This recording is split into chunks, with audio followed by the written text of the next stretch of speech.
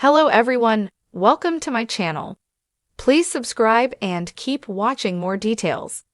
Andy Cohen rebukes Martina Navratilova's anti-surrogacy stance on air. In a recent and candid exchange that has captivated both gossip and social commentary circles, Andy Cohen publicly challenged Martina Navratilova's controversial statements regarding surrogacy, labeling them ill-informed and dumb. The remark came during a heated segment on Cohen's SiriusXM show, Andy Cohen Live, where he refused to mince words about the former tennis legend's stance. He firmly stated that her now-deleted social media post, declaring surrogacy is just wrong. "Sometimes you can't have it all," was both misguided and damaging, especially to families reliant on assisted reproductive technology. Well, here's the deal. That's just ill-informed and dumb. Basically, she's uninformed on the issue, so I just think she's not informed. It's a bad take. What can I tell you? She's just wrong, Cohen stated. Moreover, Cohen's perspective is deeply rooted in personal experience. As a father to 2 children born via gestational surrogacy, he not only lives the practice he defends, but also played a vital role in helping legalize it in New York, culminating in the passage of the Child Parent Security Act. Complicating the narrative further is the viewpoint of Julia Lemigova, Navratilova's wife and Real Housewives of Miami star. On an episode of Watch What Happens Live, hosted by Cohen himself, Lemigova distanced herself from her wife's viewpoint. "Martina and I share a bed, but we don't share a brain," she declared, underscoring her personal support for surrogacy and suggesting that Navratilova's comments were taken out of context. Nevertheless, Cohen remained unyielding. Despite Lemigova's efforts to soften the blow, he emphasized that the original message was explicit and needed addressing. He plans to bring the topic up again at the upcoming Real Housewives of Miami reunion, though Navratilova herself will not attend. This unfolding controversy shines a spotlight on broader societal debates around reproductive rights and LGBT+ family building. Accordingly, the clash between a celebrated media figure and a sports icon is not simply tabloid fodder.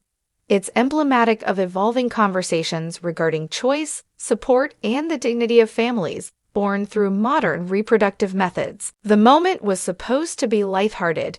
2 icons from completely different worlds, tennis legend Martina Navratilova and Bravo's own Andy Cohen, sharing a panel on a morning talk show. The audience expected banter about Wimbledon memories, reality TV scandals, and perhaps a few witty digs at celebrity lifestyles.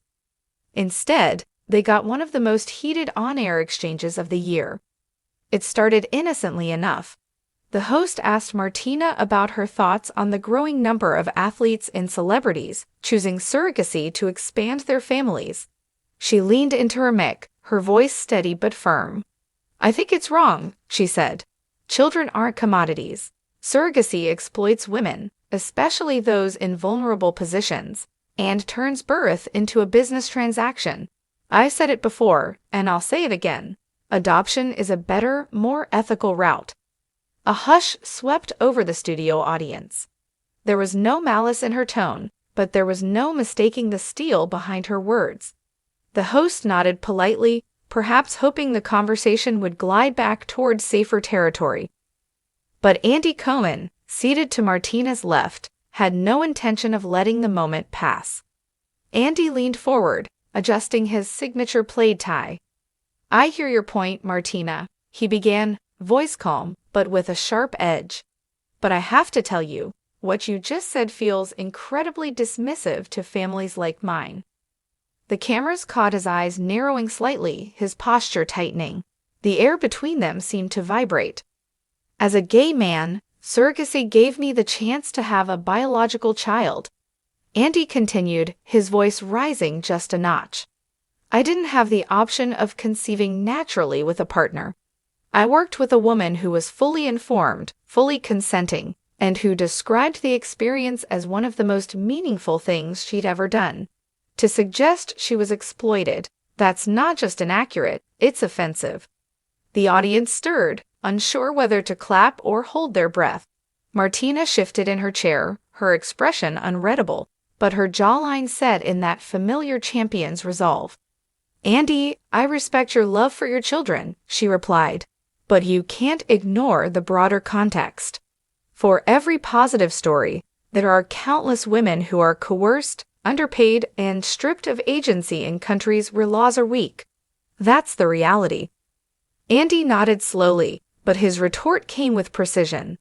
"And for every horror story, there are countless cases where women enter these agreements joyfully, knowing exactly what they're doing." The narrative that surrogacy is inherently exploitative erases their voices. These women aren't faceless victims, they're individuals with their own choices. It wasn't just a clash of opinions, it was a collision of lived experiences. Martina spoke from a worldview shaped by her battles for fairness in sports and human rights.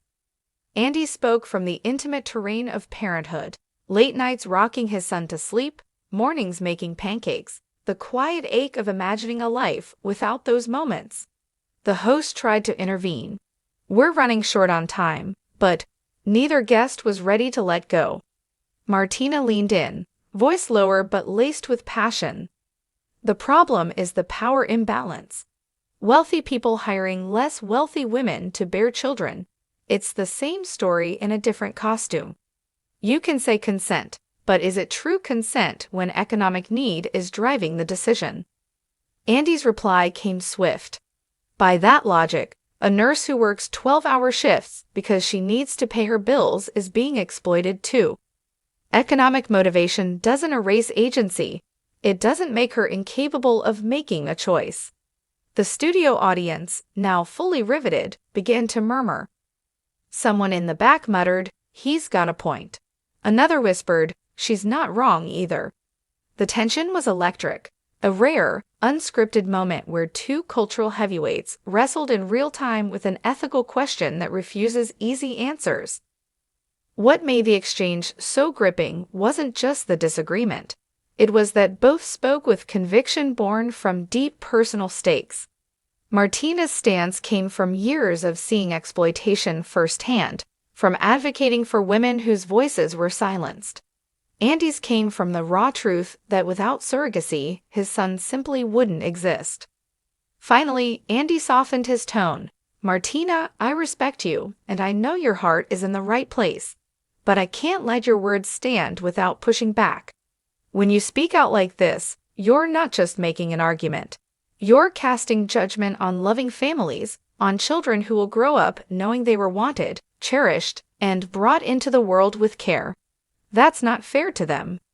For the first time, Martina's eyes flickered with something gentler. She exhaled, the kind of breath that says, "I'm not conceding, but I'm listening." "I'll give you that, Andy. Love matters. Maybe my language is too blunt sometimes."